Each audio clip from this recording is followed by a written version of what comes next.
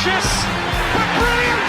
The sweetest feeling for Rotherham United! What's got round the back, and Richie Wood has done it again! It's done! It's Georgie Kelly! Do me a favour, drop me off in Rotherham.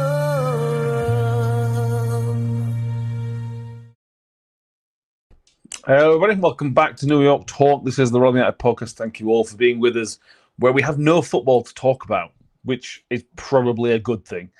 But we're still going to talk about Rotherham United and everything that's going on at the minute.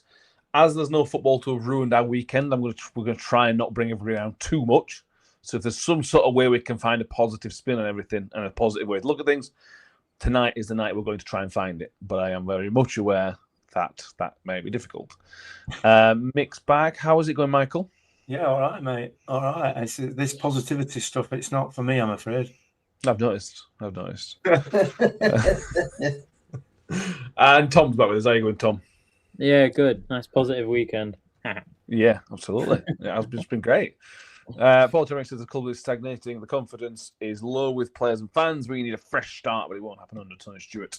Martin Holland's with us. Sarah Good says, evening all. She says, Seth's also joining us, and Seth says, up the Millers. Good evening, Seth, up the Millers, mate. YouTube says, good evening, one and all. That's a relief. No football. Steve Grundy says, evening all. At least we didn't lose. Richard says, good evening. This could get like the weather frosty. Paul Chadwick says, lads, evening lads, at the moment it's so depressing. Paula Rose with the chocolate chat, which we very, very, very much appreciate, Paula. Evening, just finishing off the Christmas quality street. I'm disappointed, Paula. That is really disappointing. It's 5th of January. I mean, mine were done by 5th of December. There can't be many good ones left, can there? No. Basically, all Paula's doing is sat there trying to get through a toffee. Darren Cook says, evening guys. Injured players are not discussed. The club did nothing to get the game on. Cheryl Stone, Chris Taylor, Steve, all with us. Tom Swift says, was Hampshire watching the pitch on Saturday night? That's the place to start. Let's just cover the game. There obviously was no game, Tom. I've seen people literally arguing with each other about this, and I know what Darren Cook's saying in the comments here, but it was absolutely in our best interest for the game not to be on Sunday. Now, whether we tried hard to get on it, I don't know, and I wouldn't like to assume, but that was really good news. The game was off yesterday. Yeah. I mean, with our injury issues, it's the thing I got behind people being annoyed was that you never want a game to be off. Like, you never actively want it to be off. But I mean, there was a dozen, 2 dozen games maybe that were called off in the EFL. So It wasn't like we were an odd occurrence. It wasn't like we were trying to get the game called off. So literally you can hold your hands up and say, which is just ludicrous that people thought that anyone wanted the game off. I don't think anyone wanted the game off. The fact that it wasn't on is in our best interest because we weren't on a good run of form. We had loads of injured players, gives them time to come back or gives them time to get injured, whichever way you want to look at it. I think it was probably the best thing that could have happened for us because Mansfield were on a good run of form and maybe when this game gets rescheduled, they may not be. But yeah, in my opinion, it was a good thing. I got to enjoy my Saturday, Sunday without worrying about Rotherham United, which was a nice change of pace. Yeah, I mean, I'm going to disagree with Tom there, Mick, that I was kind of really looking forward to the game being off Saturday night. When I found out there was a chance, because on Saturday it was frosty, but it didn't feel too bad. I thought, the pitch inspection, there's no way this is going to be off. It's just precautionary. Oh, please let this game be off. Please let this game be off. And thankfully I got my wish. It was lovely. Yeah, I mean, I live about 3 miles from ground, and I went out walking on Sunday, and the ground was absolutely rock solid. I'm not entirely sure what we're wanting them to do, and to get it on. If the ground was even half as frosty as it was where I am, which is, like I said, it's only 3 miles away, there's no way. There's absolutely no way that the whole of that pitch was ever going to be in a position to be playable. And tight pants Tony won't invest in any undersoil heating, will he? But I mean, I've not seen any arguments. I understand that some of our fans could argue with themselves in an empty room, couldn't they? You know what I mean? So I don't know what the arguments were about, but in the scheme of things, it's a positive that it were off from a footballing point of view. I'm sure the manager and his team will be more than happy that it was called off. From all that perspective, football's normally really good for people's mental health. Yeah. But I think from a mental perspective, I think it was really good for us all to have a weekend off as well. That festive period is game after game after game, and a week off is probably good for all of us, and probably good for the players as well. And I'm sure to get away from it a little bit. It's probably the case. Harry says even if people are complaining we didn't do anything to get the game on, the fact Sheffield United was also off. Yeah, they have under soil heating. Yeah. So if they can't get a game with under soil heating, then what chance did we have? A few miles down the road. So yeah, if there was something we could have done to get the game on, I would have liked. Well, I don't know. The game wasn't on. That's kind of all that matters, really, isn't it? Yeah. Matt Miller says, "Don't destroy the conspiracy theorists, Mick. They've got to get meaning of life in somehow." That's very cynical, Mike. That could have come straight out of my mouth. Oh. We have this many smiles and laughs on this show for about 3 weeks, and all because we didn't play a game of football. Who saw that coming, everybody? Right, back down to earth. The Paul Douglas interview with local press, Tom, is scheduled allegedly. Well, it's this week, is what we've heard. There's a lot of. It's one of those things that's difficult in it because as a fan, Steve's talked about it a few weeks ago that it's time for the kind of higher ups to start talking. It's time for a plan. It's time for some communication. But then when all we see that it's going to happen, all of us go, well, what's the point? We're not going to hear anything good anyway. So it's they can't really win from a certain perspective, but at the same time, it is positive that something will come out. Whatever it is, something will come out of it, and that has to be a positive. I guess it means the hierarchy understand fans' needs, I guess, is but as Mick said on the last pod, he's going to toe such a corporate line, and they all would, of course they would, and it makes complete sense that they are going to, which makes me think that tomorrow, is it tomorrow? Did you say allegedly tomorrow or this week, whenever it is, it's not going to be worthwhile because what we're going to get out of it is nothing. I don't think nothing that fans want anyway. I won't say nothing because I'm sure we'll get something out of it. But I can't remember too many of these sort of conversations that end in good news or news that fans want to hear or anything like that. As Mick said last time, it's just going to toe the corporate line and make sure that everyone keeps their jobs and try and get the fans back on side, which I guess is as best they could do. But I mean, we said it on here, what questions we'd like answered, and I don't think any of them are going to get answered, unfortunately. You know, the state of the training facilities, what they want to see done with it, the state of what they want to do to the stadium, what's happening behind the scenes. We're just unfortunately not going to hear anything of it. So, although it's, something that it's good to have communication between the hierarchy and the fans, I don't think it will be as impactful and as informative as most fans want it to be. So I think no matter what he says tomorrow is going to be. I'm just saying tomorrow because that's what people have said. Yeah. People are still going to be very underwhelmed, I believe. Probably, Mick. The only person that would give you information would probably be Tony Stewart. But the problem with that would be it would be uncontrolled waffle. So it's kind of finding that line in between because we've all seen the last couple of years Tony Stewart's done. Leeds won when Evans came in. It was just on absolute nonsense. So it's finding that line between somebody who's going to give us something, whether they should or shouldn't, and somebody actually talking sense, which I think Paul Douglas will be more close to. Might be corporate waffle, but it will still be probably logic and lines of questioning we could probably understand. Yeah, I mean it'll be more coherent, I would have thought.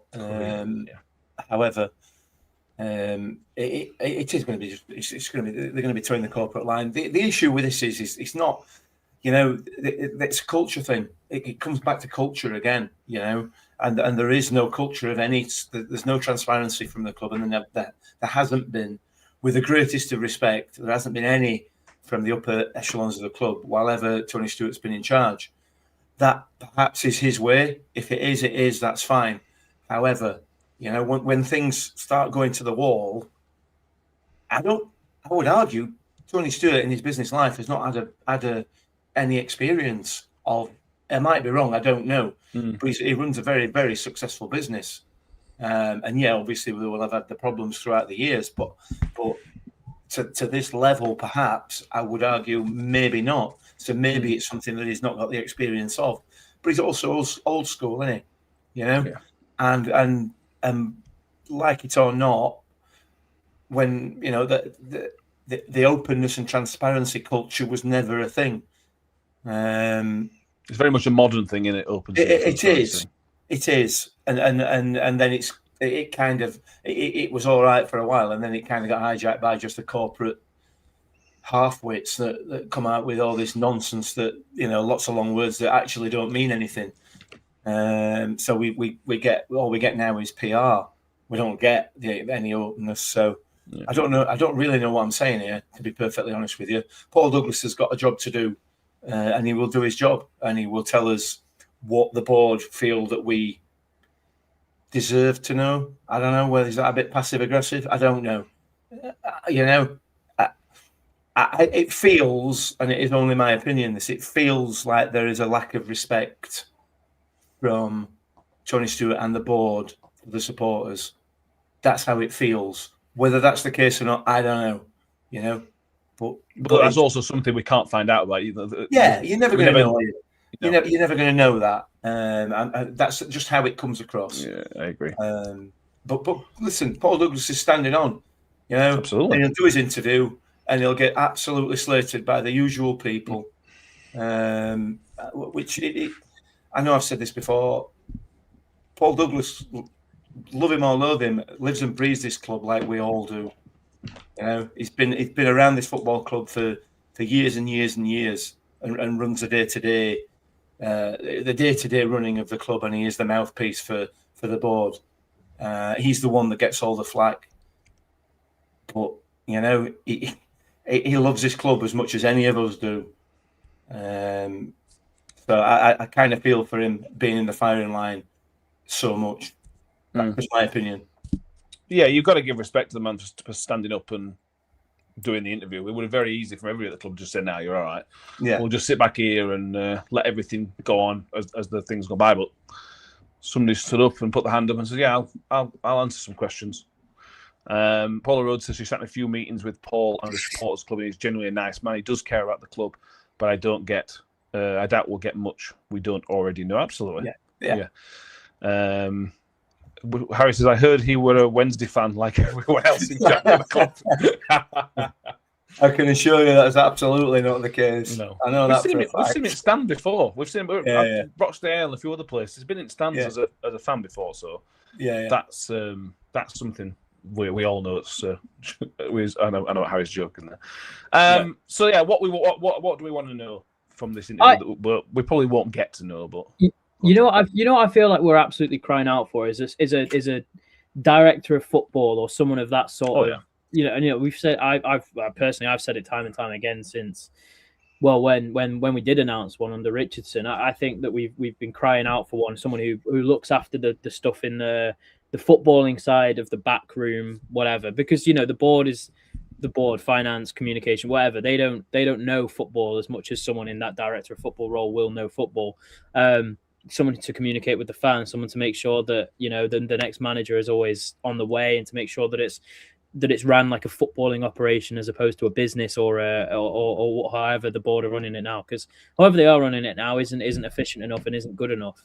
Whether or not they can, give reasons as to why, that's fair. But the matter of fact is that it's not running as an optimal football club. And I think a director of football solves that. Who you bring in obviously is this, that, and the other. Rob Scott obviously was in that role and was pretty. I don't think he was given a good fair crack of the whip, because he was still a head of recruitment, still head of talent, still head of whatever else, and then had to contend with being director of football. I don't think he was given a fair crack of the whip of both roles. Having said that, I wouldn't put him back as a director of football. I'd bring in someone completely new. Maybe what would you expect? Tom, what would you expect from a director of football? What would their role be?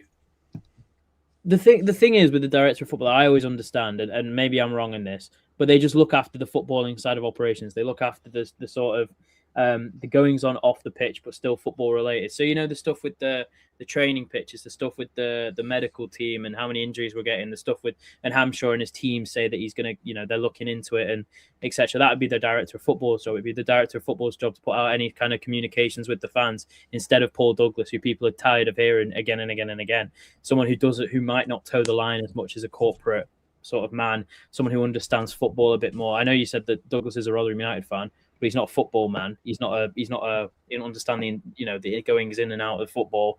I just feel like most clubs have a director of football now, and I feel like that is another area of the modern game that we're sort of passing up on and not utilizing enough. And don't get me wrong, I'm not saying, bring X, Y, and Z. I've got no idea who you bring in to do it.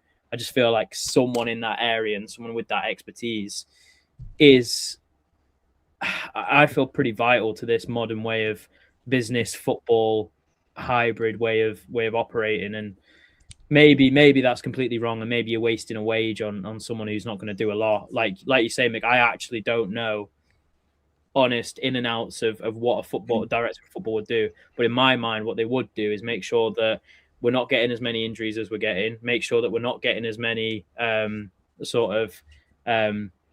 sure that our targets are well looked after. When the chairman is away, which he is now, we're not having to rely on him to come back before making a decision. You don't have to rely on sort of people who are in an accountancy role or people who are that head of communications to make a football business related idea.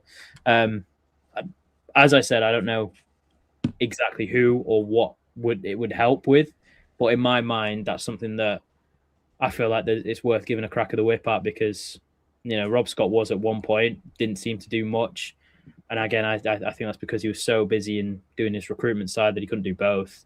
But yeah, I don't know. I just feel like there's such a, from a business perspective, it seems like there's 5 or 6 people doing 100 jobs at the club, and it's got such a way of bottlenecking, and nothing gets done because everyone's waiting for everyone else's opinions, that we just need one person to oversee it on that sort of football operations side. And who knows, maybe it'll help, maybe it wouldn't. But for me, I think it's kind of fair to give it a crack of the whip. Yeah. What you see with director of football is strategy, but a footballing strategy. So, the best football clubs around nowadays know who their next 2 managers are. They just know in advance. They know, right, okay, well, he's a young up-and-coming manager, but we would not get him next because somebody else is better suited to that role. But we know who's coming after him, and they probably know who it is after that. For a club like ours, you're saying, right, okay, out in football, who is the next Ogbene? Who is the next Dan Barlasser? Who is the next Victor Johansson? They're out there. Somebody's just got to go and find them. And that's something this club has been awful at in the past, is identifying future talent. We've never had young players coming through. Victor is probably the last one. We've come from nobody to really something. Maybe Victor and Chio are your last 2 ones. We don't do that at all. That's something that you've got to, if you want to be a successful football club, that sounds pretty simple to me. That sounds a really simple solution, doesn't it? Who is a good manager? Who is an up-and-coming manager? Right, here he is. So keep an earmark on him. Keep an eye on him. Keep an eye on the other guy as well. These 5 different managers, they suit our strategy for the next 5 years. And if we need a new manager, that's what we're going to go and get. That sounds very simple to me. I don't know, but what do I know? We'll see on that one. So what do we want to know from this interview that we might not want to know? So we want to know if the club's up for sale. I think that's, first of all, what the most important thing to find out, which we won't, but I think it is the most important thing. At least if there's a succession plan, right? So if it's not Stuart, who else is it going to be? Yeah, of course. Yeah, a plan for the next few years, even 18 months. To be honest with you, we've got 10 years time, 5 years time is a long way away. What's happening in the next 18 months? Are we up for sale? If we're not up for sale, okay. Well, what's happening with budgets now? Because there's ASD's accounts have come out saying we're another £5 million or so in debt to ASD Lighting. Is that a concern? Is that something Tony's going to look to take when he sells the club?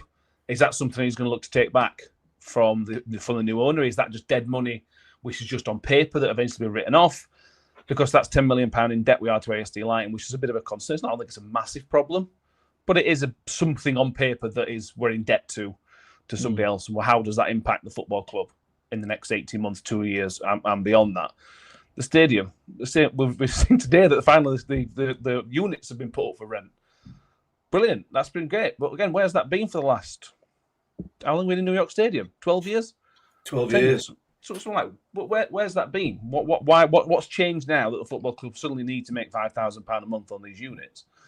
And is it something that's going to be realistic? That's going to happen? The stadium needs work. We've talked about the leak in the roof on the main stand to the outside of the stadium. Somebody's put in the comments about there's a leak inside the stadium. What's happening with that? Has Tony checked out? Is Matt? Are you going to back Matt? I'm sure. They also want to know, Mick, that we talked about this last year, and I hate to be the people that said "told you so," but we said when Steve Evans come in that he's going to throw a reasonable amount of money at Steve Evans, and it's going to if it goes wrong. We didn't say it was going to go wrong, but if it goes wrong, we're going to find ourselves in a big bit of trouble, and we're now finding ourselves in a big bit of trouble. I want to know why is that? Because that's a departure from Rotherham United as a football club. We never did it under Tony Stewart, Ken Booth, anybody. We've never done that before. So I want to know the strategy behind that as well, because that's something we all saw coming. Yeah, we did. And yeah, listen, there's no point going over. That is literally going over old ground, isn't it? You know, he brought Evans in. He wanted Evans, and that's that. But it's not Evans, is it? It's the finances behind backing him. Is the question. Yeah, it is. But he decided he were going to back him because he felt he was the right man for the job, despite all the obvious red flags that were there. Look, he's made a mistake, so that's the end of that. All these things that you're talking about, it's all about money, though, isn't it? It's all money. It's all finance, you know. And of course, if the club's £5 million in debt to ASD Lighting, that money's got to be repaid. Mm-hmm. It's not. You know, you can't say, oh no, we're not repaying it. It's, you know, you just let us have it. It's £5 million. You know, for a club of Rotherham United size, that's enormous. For a business of ASD Lighting size, that is a lot of money. You know, it has to be repaid. So it's. But that's a concern, though, isn't it? Though, because we ain't got £5 million to repay. But that's football. You know, yeah. And all these things that need to be done that we want to do. All of it costs money, you know, and if we're a club, you just every time if you follow Kieran Maguire on Twitter, every time a club releases their finances for the end of every year, I can't remember who it was this time. It was somebody in Championship. Was it Preston again? I think so. You know, £100 from every £100 revenue, 129 of that goes on wages alone. Who's financing that? Let's suppose for 1 minute that Rotherham's is 80 quid of every 100 goes on wages. So we're in credit, kind of. The rest of the money's got to come from somewhere. Yeah. Somewhere. And the only place that is going to come from is from Tony Stewart's pocket. Well, it's not if you run your football club properly, is it? No, but yeah. If you run your football club properly, absolutely. And I'm not saying there's not been a catalogue of mistakes over the years. But in order to get to that position where you're running your football club properly, where you've got loads of people coming through the gates on a match day, and it's a great match day experience and all that sort of stuff, and which gets more people through and so on and so forth. Everything's let. All that costs money in the first place. You know? So you've got to be able to invest it. And if you invest it, the key word being invest, you expect a return on it. So not only has it got to pay for itself, it's also got to make a profit. None of that's been done, has it? None of that's been done. No. We were very successful under Paul Warne, and we rode up on the back of that. And now it's all gone belly up. It's weird that it's changed, though, because under Tony Stewart, we were a rare occasion. We were making profit.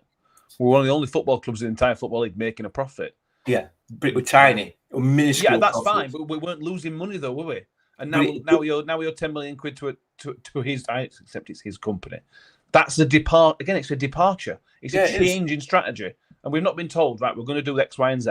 We're going to do this because of blah blah blah. Tom, all we see is the accounts, and our accounts aren't even out yet. They're obviously due out in a couple of months' time. But if we owe £5 million to ASD, who else do we owe money to? And everything else, it's not a minor red flag, mate. It's quite a big red flag in terms of our finances at the minute. Yeah. I don't know. Talking about finances is so tough because you're not owed. It's not like your mate owes you 100 quid. You owe a company or a loan of 10 million, 20 million, 50 million. Most of the Premier League clubs probably are in debt of 100 million, 200 million, FFP, whatever it is. It's so confusing to get your head around. Tony Stewart has never put us in debt. That's not a positive or a negative. That's a fact.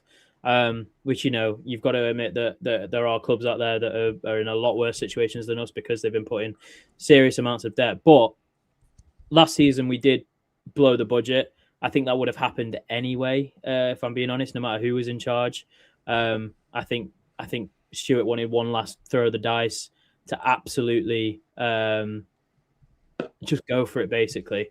And I think that he did it. It didn't work, and now I think he's packed in. If I'm being honest, I think Stewart, in terms of financial aid to the club, whatever you want to call it, financial input into the club is kind of gone and finished. And I think Hampshire realised that because, as he's mentioned before in many occasions, his long-term plan, is to buy players cheap, sell them for double, triple the profit, and then use that money to go back into the club. And I think that's what most football clubs should be doing, but I don't think they should be relying on it as heavily as perhaps he is right now, which again is why you've got to look at, are there any investments? Are there any opportunities for investments? Are there any, takeovers imminent, consortiums sniffing around, whatever? Because the financial dependence on selling our players, which we've been atrocious at in the last 5 years, we could, not an exaggeration, we could be 10 million, 20 million even in more profit than we currently are due to the fact of poor sales and contracts not renewing and wages spent and players, gone elsewhere. And that's discrediting the money that we paid for players that were no good, more or less. I think it's, and again, which is why I think that it's so imperative to get more people behind the scenes than we currently do, because as you mentioned, you have Tony Stewart, you have Paul Douglas, and I think that's about it for who I know behind the scenes. Karen Thomas does finances. Yeah, and Karen the accountant or whatever it is. That is a team of 5-6 people to run a big business. That is what it is. It's a massive multi-million-pound business. We can't, you can't rely on that many people to run that sort of business. And I think we're being left behind in that instance. But yeah, I'm obviously, I think the principle of buy low, sell high is obviously what every football club wants to do. And, Brighton, Brentford, they all do that. Even Luton to an extent did that, I believe, when they were coming up. Not anymore, but, that is the fundamental way of not only owning and making a business good, but making a football club good. But if that's your sole purpose, I mean, we've just learned that we've actually not paid a penny for any players in the summer. Yeah, any players in the summer, which is what we weren't told that at the start. So again, it's another, don't know if you want to call it a lie, but an exaggerated truth or deceptive truth, whatever you want to call it. But we've been told not the whole truth again. And it makes you wonder that, there wasn't any money going into the club this year. That doesn't look like there's going to be any money coming into it in Jan. It's going to be super tough to see what is going to be coming in next summer and the summers beyond, unless we start offloading players that are our best assets, like your Nombes, like your Denzel Halls, like your Lennys, etc. All these players that you want to stay at the club and develop and make better and sell for higher. You're going to have to get rid of them on a premature basis because you can't physically keep them, because your chairman doesn't input as many finances as he should. Or maybe could, I should say, not should, but could into the club. But again, like I said at the beginning, I think finances for us to understand are so tough because Yeah. honestly, I don't even know who owes money to who. You know, these Premier League clubs with £500 million debt, I don't know who they owe it to. The bank? Like, to me, it doesn't make any sense. But yeah, for me, it just the lack of real transfer investment in the summer compared to what I thought it was, especially, is a little bit concerning because it makes me feel like we're going to have to base our future transfer budget on who we sell, which we are atrocious at doing. Yeah, we are. Tom says we have to say Hampshire is here to develop and sell youth club players. Never invested into youth facilities. Ham is not giving any youth players a chance apart from Douglas. More youth forces. Well, I would say I think Hampshire's given more youth players chances than any other manager, possibly ever. Even under Evans and even under Warney, even in the Papa John's Trophy, whatever it was called back then, we still didn't give youth a chance at all. No. How many youth players played against Salford? I know Salford didn't put their first team on, but how many youth players were there on the pitch at that point? Douglas has come in. You can say it's fine. Yeah, he has been forced through injuries, but he's still played him. Josh Ayres has been given a chance, which he's shown against Luton that he's probably not ready for, but he's still getting his chance. He's done more for any manager in a long, long time. One he brought through Ben Wiles, but who else did he play? That were it. That were basically it. So I think Hampshire has done. I think he's been forced into it, but I think Hampshire has been doing youth better than anybody has ever done. Right, we're going to get into some fan questions in a moment. First of all, thank you everyone who's joined us over the last month or so. The amount of people that have watched our shows over the last 28 days has almost doubled compared to previously. So thank you all for being with us. In that time we hit the 2,000 mark. We keep shooting up past that. We have about 50, 60 people subscribe in the last 2 weeks or something stupid like that. So thank you, everybody. If you're watching live, well, if you're watching it at all, make sure you give this video a thumbs up. There's almost 100 of you watching live. So make sure all of you give this video a like as well, because that helps spread the word that you think this is a decent show. And if you're watching on X, which I can see over 100 of you are also on there as well, follow us on there, but also go to YouTube, and you'll find some stuff that's only available on YouTube as well. Middle Expo says, are we still paying the HMRC? They're the ones that take you down. They are. Matt Miller says, I've been digging around and found something that says Tony Stewart has invested, including into New York Stadium, about £80 billion. His personal fortune is reckoned to be about 140.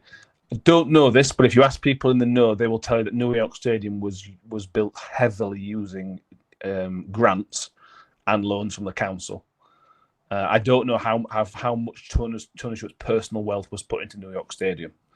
That's down to somebody cleverer than me. But that's just it's irrelevant. Well, I know it's irrelevant. I'm just being Mike. No. And I get what you're saying, and I get what Mike's saying, and but the bottom line is, it's his money. Some of it is money. But his money. But let's not. Yeah, that's fine. If he's used all his personal wealth to build the team, that's fine. But he hasn't. He's used. But You're right, but also the facts are also very important as well. 100%, absolutely. But we can't sit here trying to spend somebody else's money, and that's what a lot of the time is what happens. Tony Stewart needs to get his hands in his bloody pockets, Well, why? Because he's got a lot of money. I mean, he's worked. He's 80 years old. He's worked the whole of his life to build up that fortune. He will have grafted his absolute nuts off for years and years and years, and sacrificed a hell of a lot. Just because he's been successful doesn't mean that we can then come along and spend his money. And I criticise him with everybody else about the way that the football club has been run, but it's his money. It belongs to him, not to us. Yeah, we could talk about this all night, but if you own a football club, you have a responsibility. You have certain responsibilities to invest, to put money into it. You chose to buy the football club. Yes. If you're going to choose to buy it, you have to make things workable. You have to make things training ground. You have to set things up. It's a community. It's not just a business. It's a community you're buying into. You have a responsibility. Yeah. And I don't think right now he's living up to his responsibility. At the minute, he has in the past, absolutely. At the minute, he's not. I 100% agree with you. Absolutely. And I would argue, I don't think he's ever bought into the the Probably community not. side of it. But that's we don't know that. It's just speculation, isn't it? Yeah, of course it is. Right, we're going to go into some fan questions. We asked everybody, and we will probably I've got through, put about 8 together. We had quite a few, but we've already talked for half an hour about nonsense. Some of this will put into something we've talked about, but we'll kind of cross those roads when we get to the first one. Was from Richard Connor on Facebook. It says, "Do we think we are financially sound?" Difficult to. We've kind of mentioned that. I think there's some red flags flying around at the minute, but that will come out in the wash. Anything we say would be speculation at the minute, and I don't think that's particularly helpful when it comes, like Tom mentioned a minute ago. We don't actually know, but I'm not. I think there's a concern, but we'll let's let that play out. Tom, this one's for you. Keith Ingle says, "Is there a pattern in recurring injuries, or have we just been unlucky?" Yeah. I know you like this topic. I mean, I know, right? There is a pattern, and it's muscle injuries, and that is a pattern. And it's not like, it's heavy blows. It's not like it's, unlucky. I'll put it in perspective, right? Because this is what I think happens in a season. And Dan Gore's current injury, the sore groin, apparently he's played through 4 or 5 games of feeling it, and he just got pushed too hard in that Blackpool game, and he's out for a game, maybe 2, because he can't physically play. What was it, 20 odd games, and then 5 with an injury, and then expect to play more, and then having him out for a game, maybe 2, isn't good for the team, but you got to work around it with the squad that you've got, and then you also understand it from a player's perspective and a manager's perspective. That's just unlucky. For me, I feel like there's probably 3 reasons, right, why players keep getting injured, and who knows why exactly, but I don't think it's bad luck for what Hamshaw keeps saying, which I can see I'm grasping mixed attention with this. Obviously, the training pitches are causing issues. The medical team are causing issues, and the fitness team are causing issues, or else there wouldn't be this many. Because I think the reoccurring thing of having 10 players consistently injured isn't what a football club should be like. And we obviously had our issues a few seasons ago with Taylor, and then last season we didn't seem to have many. I think probably because of the fact that they were hardly training, probably was an aspect of that. But look, I mean, injuries, as we all know, happen, and they happen a lot. They happen a little. For me, I think it's tough to blame it on one thing. I think the training facilities probably aren't the best, mainly for rehab and making sure that they warm up, cool down correctly, whatever it may be. But there's players that have come to this club, Spence, Agbear, Hall, Nombe, that haven't been injured before, and suddenly they can't stay fit when they're with us. That you have your Atetes and your Bensons who you take a risk on, and even Yearwood who you took a risk on and has yet to be injured, but that's because he's hardly played. But these players are constantly getting muscle injuries, and from the sounds of it, it's because they're running too hard, or they're running and something tweaks, or they something in training happens and a muscle tweaks, and then they're not out for ages, but they're out for long enough to have an impact, and then they come back and they're injured for the exact same time. So for me, it sounds like it's a rehabilitation problem. It sounds like it's an issue with the training pitch, because they're not, their muscles and the joints are having too much impact, something like that. I don't know. And it feels to me like the management team are probably bringing them in a bit too early, but then again are being forced to because of the amount of injuries that we have. So cyclical, destructive cycle that has led us to have 10 injuries at any one point of the season. And there's no denying that we'd be a better side with all our players fit. But yeah, as a reason for an excuse, it's getting, for me personally, tedious. But I understand it as a reason that we aren't doing as well as we are. But for me, I think you need to adapt. And I don't know what it is, but there's something. The thing that annoys me is that it's constantly coming down to bad luck, and I don't think it's bad luck. I think it's some of 5 different things that are going wrong, and I think the club and others need to figure it out. The thing with Douglas really annoyed me, where you go into one supposed medical expert and they're saying it's going to be a while, and you go into another medical expert and they're saying it's nothing.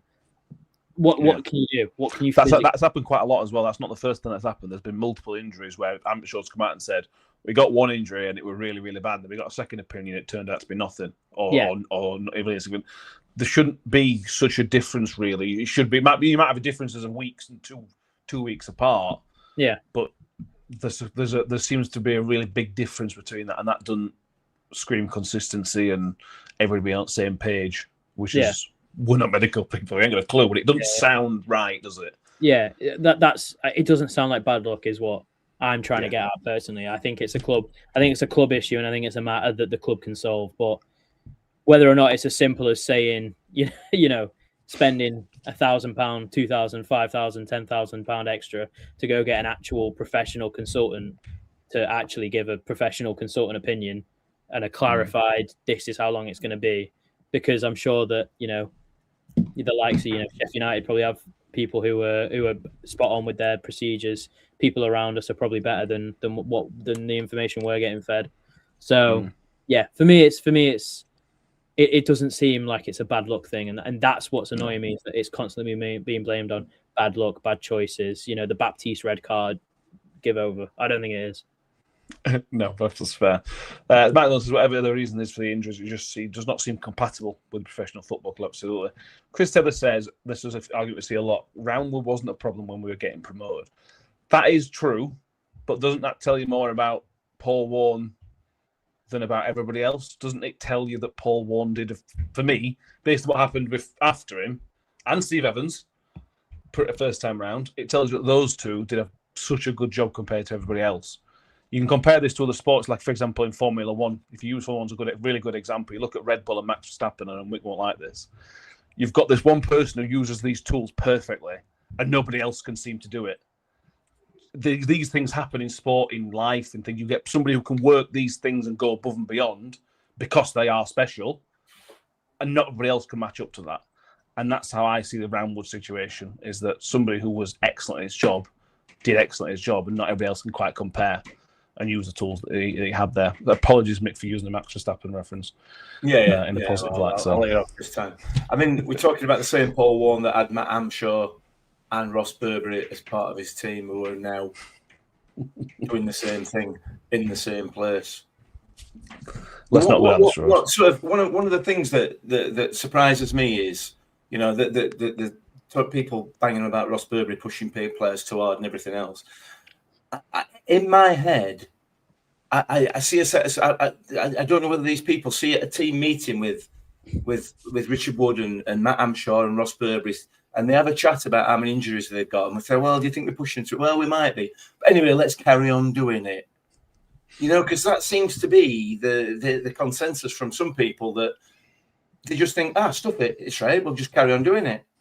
We'll just carry on pushing them too hard. That's not going to happen, is it? Not in the real world.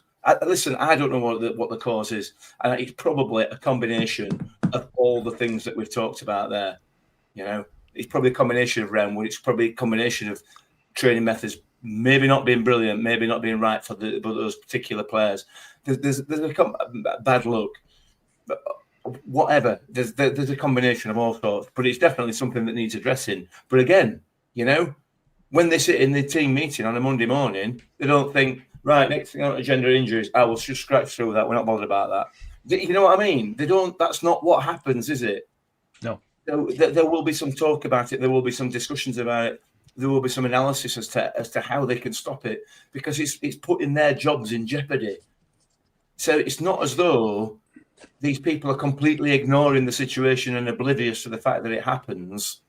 These people are far better trained than any of us, and are doing their absolute utmost to stop it happening, and yet it still happens. They will have an idea as to what the causes are.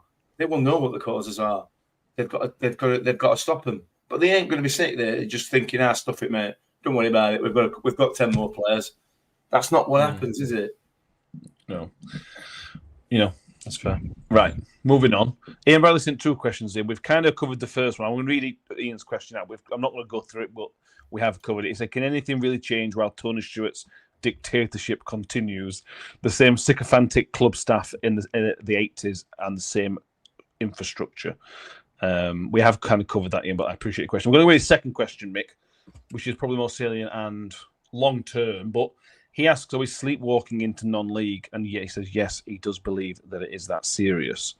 We are obviously in we're in a relegation battle. We're in the relegation zone, so therefore you're in a relegation battle. Injuries are not relenting as it stands. They're just getting worse, which tells you you're on a downward path based on everything we've talked about with budgets and everything else. I tell you what concerns me, and something we've said over the last few years, there's not a great deal of difference between League One and League Two.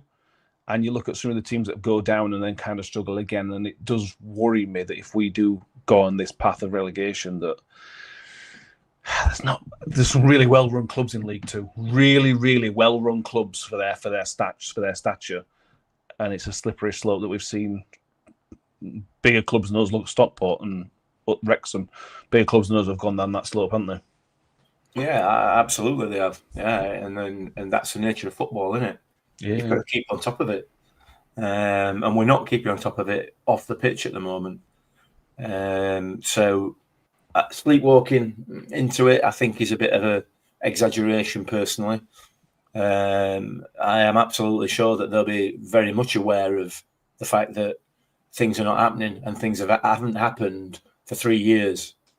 Let's not just focus on the last 7 games. Things have not happened for the last 3 years since Paul Warne left. And I'm not saying that I'm not here to say Paul Warne was the saviour of this football club and blah, blah, blah. He's the greatest manager. I'm not none of that. That's not what I'm talking about. Somebody don't like you. I don't know what was that about. Well, that's weird. Unfair. There's Tony on a cruise. He's got some Wi-Fi on cruises. No, I don't think we're sleepwalking into it. No, I think of course it's a possibility. It's a possibility for virtually every football club. Virtually. But does it cross your mind? Are you concerned about that thought? No, it doesn't concern me at the moment. No, because I'm optimistic that we won't be going down this season. I am absolutely optimistic. I've been very, very surprised, really surprised. Obviously, incredibly disappointed. But I don't think we will go down. But I can see the point. I can see why the question's being asked. It's a valid question, isn't it? It is a valid question, but it wasn't a valid question 7 matches ago. It wasn't a valid question, and that's true. This is the problem. You know, it's we all as football fans, and we it's short-termism, isn't it? You know, and yes, I accept there's a lot of other stuff involved, which is not great as far as the way the football club is run. But no. We have a few other questions to get through. Just quickly, Tom, what's your take on that? What if we're sleepwalking? I agree with Mick. I can see why people are asking it, but you know, with 4 points off safety, and we're 9 points off the playoffs. I think we still are. I think something like that. Yeah. So this league is so close, so tight. We could win. You know, the next 3. We're not going to. I would love it if we did, but we're not going to. We could win the next 3 and be in with a sniff of playoffs in the next 3 games. In the month, you could be looking at this on the 5th of Feb and being like, "Why were we worried? Why were we worried?" And that's not me being so optimistic and so like, you know, what do you mean? You know, just saying it's a silly question because it isn't.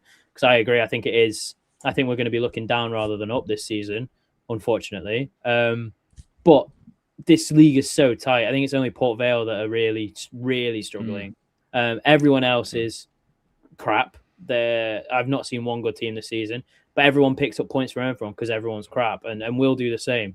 We will win games that we shouldn't win. Sorry, and we'll lose games that we should win, and we'll lose games that we deserve to lose. And I think we'll lose games that we deserve to lose more than we'll win games that we deserve to win this season. But I think there are 4 teams worse than us in this division that, on the averages of it, will be okay. I don't think it will be a stellar season, but yeah, I agree with Mick. I think that we need to recruit really well this Jan, and I hope that we do, because we need these injuries past us, and I think if we do that, we have a strong squad, because a lot of these players are better than the players that we had last season, like for like, especially. You are missing Hacks, you are missing Wilkes, you are missing maybe Louis Sibley, I don't know, but more or less the players that we've got in our squad this season are as too good to go down, and that's not saying that they won't, but I think on the averages of things, if we win the next 3 games against 3 crap teams, then you're in with a real shot of being in that mix of playoffs. If results would have gone differently this season, we won against Wigan, we won against Reading, etc., we would still be mid-table after losing 6 games on the bounce. We would be mid-table, and I don't think this conversation happens about sleepwalking into non-league. And again, as I say, it's a pretty valid question because we haven't won those games. But I just think that it's too early, especially when you've got a transfer window ahead of the end of the season, to call whether we're going to be going all the way down into non-league. Because there's still League 2 to go. There still gets more fun in between. For me, I'm with Mick. I think it's a super valid question because if he's right, if we're not careful, we will go down. But Richard just said where we've got the money, we'll offload players. We've offloaded Atete, we've offloaded Holmes. That's 2 off your wage bill. We'll offload a few more, I'm sure, players and loans, and you'll end up with a wage budget that Rob Scott and Matt Hampshire are going to have to do wonders with, but they hopefully will do. And you'll be looking at, maybe in a month's time, you've got all these key players back. You've relented on the injuries a little bit, and you're looking at a stronger squad who can take on teams that are crap inevitably. And we'll have to see, because I think without Nombe we struggle a lot. So I think if we can get him back, we'll look at a better outfit. But still a long way to go in this season. Yeah. Andrew Bell says, he says, weeks long time in football, but 7 weeks since Hampshire, so they already knew who his targets were in the window. 7 games on, and we've allegedly no budget to bring people in. We said a few weeks ago January's massive. January's big for everybody. You need to keep up with everybody else. If we have a poor January, like we have done in previous years, you're going to find yourself in a really tough position, tougher than we maybe already are at the minute. You have to have a good January. Even if just get fit bodies, to be honest. On that, we'll talk about Duncan Watmore on Thursday. I'll be honest with you. It's one of like a really low budget film, like a blockbuster saga. You sometimes get Robinho going to Man City and things like that. It's like a really, really low budget one where he might come to us, he might go to an even worse football club in Sheffield Wednesday. The rumour is he's coming here. Paul Nixon, the man who fought argued with the pie on Twitter, says he's coming to us.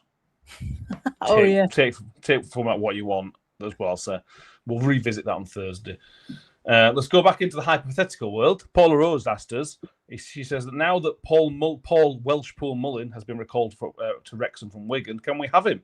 It'll stop him scoring against us. She's asking for a friend. Paul Mullin, Tom, short term isn't it? It's fine. It's for me. That. Yeah, but I mean, he does what you'd want a striker to. I mean, this is purely based on when he's played against us and his goal record, I guess. I've never actually seen him play more than 1 game in a row. Right. But for me, he looks like a striker who chases channels, chases lost balls, puts himself about, does the dirty work. Honestly, he seems like a Rotherham type player. So I wouldn't be, if you can fit him in on a low wage, I think he's better than what we have. If you can argue with he'll do a more effective job than Atete. He'll score. I think he scored like 6 for Wigan, and he's missed the last 4 because he's not been in the squad. I think because he didn't. I don't think it was because of injury, basically. So and if he can keep fit, and he's old, so he might not be on. He might not be chasing lost. Blitzing pace, but he'll chase lost causes. He'll put himself about. He's annoying. I think he's one of those players that you might want to have play for you rather than against you. And his goal record speaks for himself in that he knows where the back of the net is. But as you said, every time he plays against us, he scores. So I don't know. That move might be a bit of a... fans might find it a bit annoying. But I think he ticks all the boxes for a player that, we would benefit off. And it's so short term. I'd look at 6 months loan, with paying half his wages, if not less. But I think he'd do that job that you want a Rotherham striker to do and chase the channels, hold it up when he needs to, put himself about, be a bit of a nasty character. I think he'd do a decent job. But I don't think he'll come to us. I don't think he'll want to come to us, if I'm being honest. But again, there are players out there that might end up with us that you won't expect, like a Paul Mullin, like a Duncan Watmore, like we said, that still have a chance to end with us at the end of Jan, who will improve the team. So it's just all about waiting and seeing, I guess. But for me, I don't hate that shout. I just can't see it happening, really. I'll tell you one thing about Paul Mullin that he has got that we haven't got in the team at the moment, and that's a bit of heart, a bit of fire, a bit of nastiness. A bit of nastiness, you know, and we haven't got that. And you know, he seems to me to be the kind of character that will bring players along with him, you know, and he will instill that fight. He will instill that desire in players. He doesn't strike me as the kind of guy who will suffer fools. And it would appear, if the rumours are true, that we have a few fools that are being suffered at the moment within our squad. Whether that's true or not, I don't know. But there's certainly a lack of, and I'm trying to think of the right word without swearing. I mean, I can't. So there's still a lack of bollocks in a lot of these players. You know, I'm sorry. I apologise if that's offended anybody. But you know, that's a thing that's shone through for me. Not in everybody, but as a collective. Yeah. Andrew asked if we tried to stop Paul Mull, but we did. But it was when he left Cambridge. When he left Cambridge, I think to go to Wrexham, he was heavily linked with us, really heavily linked on a free transfer. He obviously went to Wrexham for a bucket load of money, and obviously the rest is history for him and Wrexham. But yeah, obviously Matt Hamshaw would have been there. Matt Hamshaw would have been, you know, kind of the right-hand man in terms of looking at who's coming in. So there's a tenuous link if you want to do so. We've got a couple of questions left. This is from Andrew, who comes on our show, Andrew Williams. He says, at what point do we still start to consider if Matt Hamshaw is the right manager? Wants him to succeed, but even with injuries and other issues, you'll have to have some versatility in your style. And this doesn't appear to be happening, Mick. Are you still almost stick with him no matter what this season? Yep, 100%. I have no qualms whatsoever. No qualms at all. You know, we've talked and talked and talked. Somebody mentioned in the comments earlier on, you know, I think it was Paula or Mike, I can't remember. What would we do if Paul One walked back through the door now? Do we think will we take him? Probably not. Not if we're going to give him an opportunity. And we're not giving. By getting rid of Matt Hamshaw, you're not giving him the opportunity. And let's not go down the Steve Evans route again, okay? Because we've covered that a million times. You've got to give him a season. You've got to give him a chance. This club, from a footballing point of view, is broken and has been broken for 3 years. And nobody's been able to fix it. And it's not going to be fixed in half a season. And not only has it been, it's been broken and then kicked while it's been down as well, you know, or broken over and again, whichever way you want to talk about it. So, no, absolutely not. We know what Matt Hamshaw's plan is for this football club. And we all agreed at the beginning of this season that if he's able to implement that plan, it would be successful. That plan's still there. He needs to be given the tools to implement it and the time to implement it. Fair enough. Fraxman says, poor team at the moment, need a striker, attacking midfield, central defender. Basically, he says we're in deep trouble. I used to coffee on the Paul Mullin says, why are we constantly looking at has-beens, though? Well, not necessarily. No one in this team is a has-been. He'd be our top scorer this season. He's, you know, I won't call that a has-been. Yeah, no, he's not a has-been. He still scores goals. He scored goals for Wrexham last season. He scored goals for Wigan this season when he's played. If we can play us 20 times a season, he'd be top bagsman. He's not a has-been. It's a player who is on the wrong side of 30, so to say, sure. So on the older side, but as I said before, what the job he does is he puts himself about. He's a nasty character, you know, as in he wears his heart on his sleeve. He's a runs the channels, presses high. He does everything that you want in a Rotherham player. If that guy, if he does that at the age of 30, if Jamie Vardy turned around and did a similar job and he's 40 and said, "I'll come and you play for free," you would never say no to a has-been like Jamie Vardy, because he'll do you an absolute job of pressing high and running the channels and scoring for you. I mean, it's not has-beens as well. If it's 6 months loans that work out well, we'll see. Again, I'm not saying that we're going to sign Paul Mullin. I particularly want to sign him, but I think those sort of signings are the ones that we're going to look at now, because we're in deep trouble injury-wise. So you need those sort of players who are going to come to us. Maybe those has-beens are the only ones that are going to come to us in this January transfer window. But if those has-beens do a job, then so be it. Yeah, fair enough. Fair enough. Steve says 100% give Matt Hamshaw a proper chance to rebuild, but I wonder if he can be more pragmatic with the players at his disposal, although I don't know which players are fighting. Harris is a similar sort of thing. His tactical plan B keeps working with 5 at the back as well. Chris said when Matt Hamshaw told the players who were up for loan in January, he didn't expect them to play most of them against Peterborough. Then we wonder why we got performance. That's probably, if that's true, that's a lesson he needs to have learnt. One final question, which is not really Rotherham United related. Well, it's not Rotherham United related, even slightly. Brian Burnham wants to know what our favourite whiskey is. He actually asked me what my favourite whiskey was, but I have widened this because I don't like whiskey. It's a bit like coffee. I've really tried to like it, and I just haven't found one I like. But I now like coffee, so I'm growing as a person. My taste buds are evolving, which might not be good for everybody. But Mick, whiskey? I'm not offering you any, but can I interest you in any whiskies? My daughter bought me a lovely Welsh whiskey. I can't remember the name of it. It was absolutely hilarious. Please don't laugh when I tell you the name of my favourite whiskey, but it's glorious. Black Bush. Bushmills, Black Bush. That's my favourite whiskey. I don't like Scotch. I like Irish whiskey and Black Bush. Fair enough. Tom, is that up your street or not? I don't drink whiskey straight at my age, unfortunately, because I don't have the money for it. But if I ever do get a whiskey, it's a Maker's Mark usually, which isn't too out there. It's it's good. It's good. It's quite subtle. Oh, there we go. That's highbrow as we get. Brian Vernon asked. He says, "Can we have a whiskey, wine, and beer episode?"